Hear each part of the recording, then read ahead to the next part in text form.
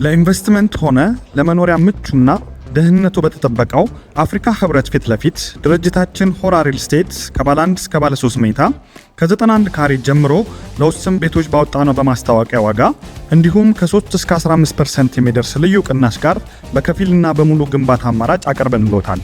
ባለ 1 መኝታ 7.7 ሚሊዮን፣ ባለ 2 መኝታ 11.1 ሚሊዮን፣ ባለ 3 መኝታ 14.1 ሚሊዮን።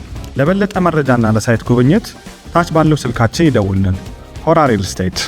ጤና ይስጥልን አድማጮች፣ ይህ አዋዜ ልዩ ላልሰማችሁ ነው። ከመረጃዎቹ ጋር አብርሃም መኳንንት ነኝ። በአዲስ አበባ ከተማ ታግታ በተገደለችው ቅዱሳን ይርጋለም ሞት የተጠረጠሩት ግለሰቦች ወንጀሉን እንደፈጸሙ ማመናቸውን ፖሊስ ይፋ አድርጓል።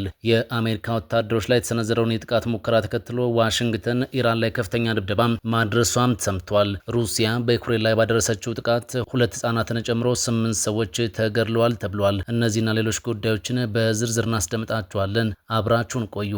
የአሜሪካ ወታደሮች ላይ የተሰነዘረውን የጥቃት ሙከራ ተከትሎ ዋሽንግተን ኢራን ላይ ከፍተኛ ድብደባ ፈጸመች። የአሜሪካ ጦር ኢራን በዋሽንግተን ኃይሎች ላይ ለሰነዘረቻቸው የሚሳኤል ጥቃት ሙከራዎች የአጸፋ ምላሽ ለመስጠት ሲል ረቡዕ ምሽት ኢራን ላይ ከፍተኛ ድብደባ መፈጸሙን አስታውቋል። በዚህ ጥቃት በርካታ የኢራን እስላማዊ አብዮታዊ ዘብ ኢላማዎች መመታታቸውን የአሜሪካ ማዕከላዊ እዝ ሴንቲኮም አስታውቋል። አሜሪካ ጋብ አድርገው የነበረውን ድብደባ በድጋሜ ጀመረችው ማክሰኞ ዕለት ኢራን በዮርዳኖስ የሚገኙ የአሜሪካ ጦር ሰፈሮች እንዲሁም በሆርሙዝ ወሽመጥ ጉዞ ላይ የነበሩ መርከቦች ላይ ሚሳኤሎችን በማስወንጨፏ እንደሆነ እዙ ተናግሯል። የአሁኑ መካረር የታየው አሜሪካና ሳውዲ በጋራ ኢራቅ ውስጥ የሚገኙ የኢራን ተቀጽላዎች ላይ ጥቃት መፈጸማቸውን ለመጀመሪያ ጊዜ በይፋ በገለጹ ማግስት ነው። ይህ ወታደራዊ እርምጃ የጦርነቱን አድማስ ማስፈቶታል። የአሜሪካ ማዕከላዊ እዝ ለ1 ሰዓት ገደማ የቆየውን የረቡዕ ምሽት ጥቃት ኢራን ትላንት በመካከለኛው ምስራቅ በሚገኙ የአሜሪካ ኃይሎች ላይ ለሰነዘረችው የጥቃት ሙከራ የተሰጠ ኃይለኛ ምላሽ ሲልም ገልጾታል። በኢራን የተወነጨፉ ሚሳኤሎች በሙሉ እንዲከሽፉ መደረጋቸውን አክሏል። በአሜሪካ ጥቃት የኢራን ወታደራዊ የእዝ ማዕከላት፣ የሚሳኤልና የድሮን ተቋማት፣ የባህር ዳርቻ ቁጥጥርና መከላከያ ስፍራዎችና የባህር ኃይል አቅሞች ኢላማ መደረጋቸውም ታውቋል። ይህ ጥቃት ከመፈጸሙ አስቀድሞ ፕሬዝዳንት ዶናልድ ትራምፕ ለኢራን ሙከራ ምላሽ እንደሚሰጥም አስጠንቅቀው ነበር። የኢራን እስላማዊ አብዮታዊ ዘብ በበኩሉ ዮርዳኖስ ውስጥ የሚገኘው የአሜሪካ አየር ኃይል ጦር ሰፈርና የእዝ ማዕከልን ኢላማ ያደረገው ሕፃናት ገዳይ በሆነችው አሜሪካ ለተፈጸሙት የጥቃት ድርጊቶች ምላሽ ለመስጠት እንደሆነም ገልጿል። አሜሪካና እስራኤል ባለፈው የካቲት ወር ኢራን ላይ ወታደራዊ ጥቃት በከፈቱበት ወቅት ፕሬዝዳንት ዶናልድ ትራምፕ ጦርነቱ የሚቆየው ለጥቂት ሳምንታት ብቻ እንደሆነ ተናግረው ነበር። ይሁን እንጂ ግጭቱ ሊያበቃ እንደሆነ የሚጠቁም ምልክት ሳይታይበት 5ኛ ወሩን ደፍኗል።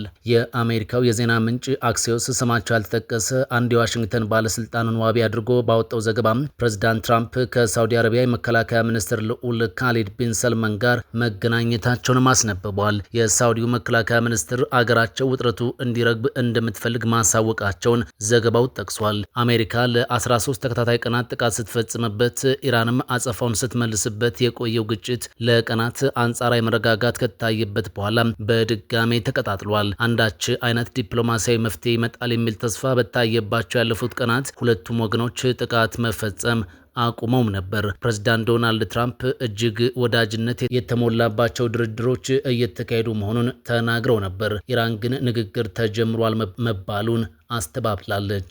በአዲስ አበባ ከተማ ታግታ በተገደለችው ቅዱሳን ይርጋለም ሞት የተጠረጠሩት ግለሰቦች ወንጀሉን እንደፈጸሙ ማመናቸውን ፖሊስ አስታወቀም። ኢትዮጵያን ወክላ በአውሮፓውያኑ 2026 ሚስ ወርልድ የቁንጅና ውድድር ላይ የምትሳተፈው ሩት ይርጋለም ታላቅ እህት የሆነችው ቅዱሳን ይርጋለም ታግታ መገደሏን ተከትሎም የሩት የቅርብ ጓደኛን ጨምሮ 10 ተጠርጣሪዎች በቁጥጥር ስር መዋላቸውን የአዲስ አበባ ፖሊስ አስታውቋል። በግድያው የተጠረጠሩት የሩት የቀድሞ ጓደኛና ፍቅረኛዋ ከሌሎች 8 ተጠርጣሪዎች ጋር በመቀናጀት ሟቿን ጭካኔ በተሞላበት መልኩ በመግደል እንደተጠረጠሩም ፖሊስ ለቢቢሲ ገልጿል። ግድያው የተፈጸመው የሟች እህት ሩት በመጪው ነሐሴ ወር መጀመሪያ ላይ በቪየትናም መካሄድ በሚጀምረው ሚስ ወርልድ 2026 ላይ ለመሳተፍ ዝግጅት እያደረገችበት ባለችበት ወቅት ነው። የአገሯን ባህል ይበልጥ እንድትረዳና እንድታስተዋውቅ በተለያዩ የአገሪቱ ክፍሎች ላለፉት 3 ወራት ያህል ጉብኝት እያደረገች የነበረችው ሩት በአርባ ምንጭ ከተማ ቆይታ እያደረገች እያለ ነው እህቷ መታገቷ ማንነቷን የሰማችው። የአዲስ አበባ ፖሊስ ዋና ጠቅላይ መምሪያ የህዝብ ግንኙነት ኃላፊ ኮማንደር ቶማስ ሸቴም ተጠርጣሪዎቹ ግድያውን የፈጸሙት ገንዘብ ለመቀበል በማሰብ መሆኑን በሰጡት ቃል እንዳመኑ አስረድተዋል። የገንዘብ ችግር አለብን፣ ያንን የገንዘብ ችግር ለማቃለል ይህንን ወንጀል ፈጽመናል በማለት ተጠርጣሪዎቹ ለፖሊስ በሰጡት ቃል ማስረዳታቸውንም ኮማንደሩ አክለዋል። ተጠርጣሪዎቹ ታጋቿን ለማስለቀቅ ከቤተሰቦቿ 2.5 ሚሊዮን ብር ጠይቀው እንደነበርም ፖሊስ አስታውቋል።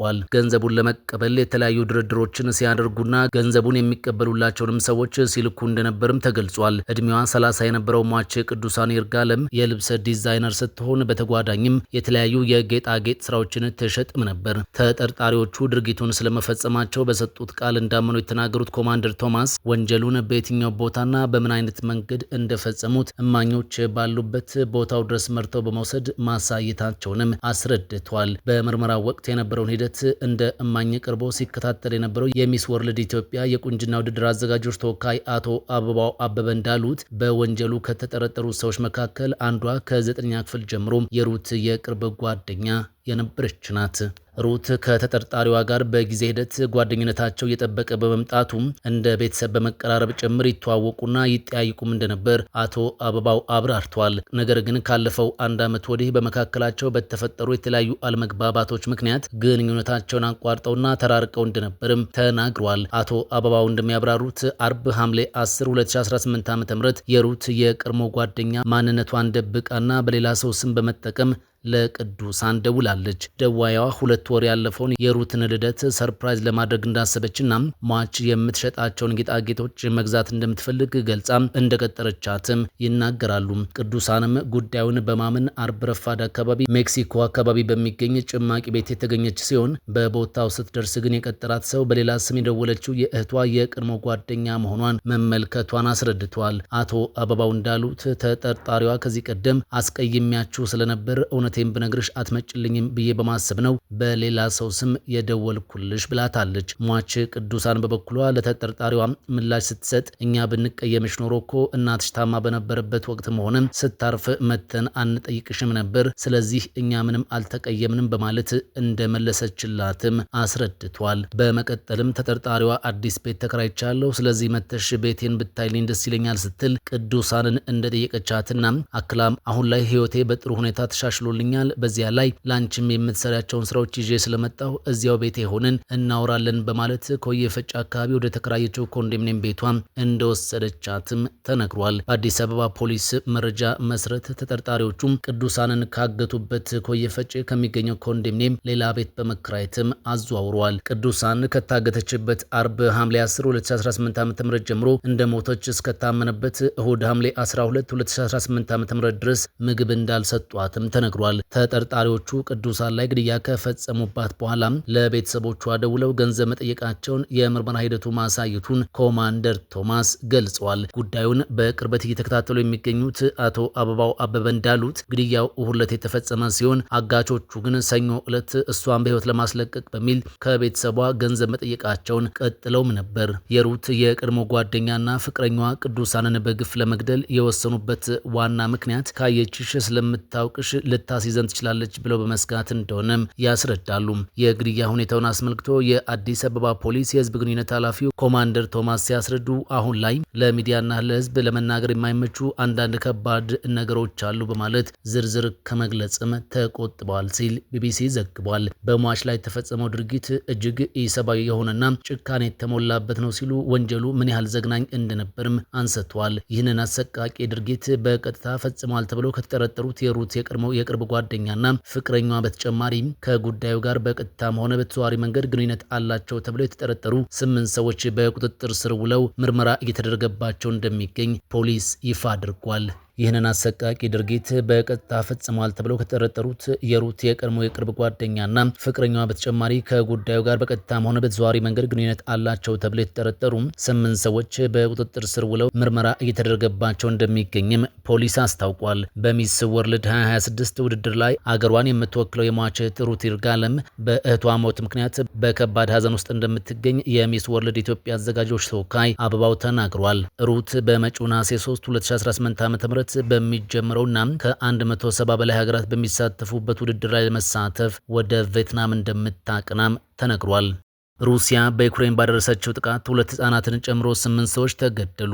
ሩሲያ በዩክሬን ላይ በፈጸመችው የሚሳኤል ጥቃት 2 ህጻናትን ጨምሮ 8 ሰዎች መገደላቸው ተሰምቷል። ፕሬዝዳንት ቮሎዲሚር ዜሌንስኪ ረቡዕ ዕለት በሰጡት ማስጠንቀቂያ ሩሲያ መጠነ ሰፊ ጥቃት ልታደርስ ትችላለችም ብለዋል። ዛሬ ሐሙስ ንጋት ላይ በርካታ የሚሳኤልና ድሮን ጥቃቶች መፈጸማቸውን የዩክሬን ጦር አስታውቋል። ጥቃቶቹ የተፈጸሙት ዜሌንስኪ ከአሜሪካው ፕሬዝዳንት ዶናልድ ትራምፕ ጋር ውይይት ካደረጉ በኋላ ነው። ዩክሬን ሚሳኤል መቃወሚያ የሆነውን ፓትሪዮት ኢንተርሴፕተር እንድታመርት ፍቃድ እንዲሰጣት ዜሌንስኪ ጠይቀዋል። በዩክሬን ክሪቫህ ሪህ ከተማ በደረሰው ጥቃት የሞቱት ህጻናት ዕድሜያቸው 5 እና 12 መሆኑን ባለስልጣናት ይፋ አድርገዋል። ጉዳት ከደረሰባቸው 8 ሰዎች መካከል 2 ህጻናት መሆናቸውም ታውቋል። በመዲናዋ ኪቭ ምሽት ላይ በ3 ህንጻዎች በተነሳ እሳት ሳቢያም አንድ ሰው መሞቱን የከተማዋ ከንቲባ በቴሌግራም ገጻቸው ላይ አስታውቋል።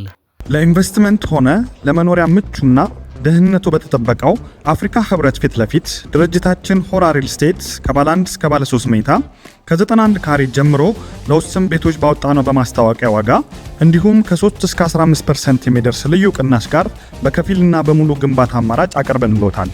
ባለ 1 መኝታ 7.7 ሚሊዮን፣ ባለ 2 መኝታ 11.1 ሚሊዮን፣ ባለ 3 መኝታ 14.1 ሚሊዮን። ለበለጠ መረጃና ለሳይት ጉብኝት ታች ባለው ስልካችን ይደውልን። ሆራ ሪል ስቴት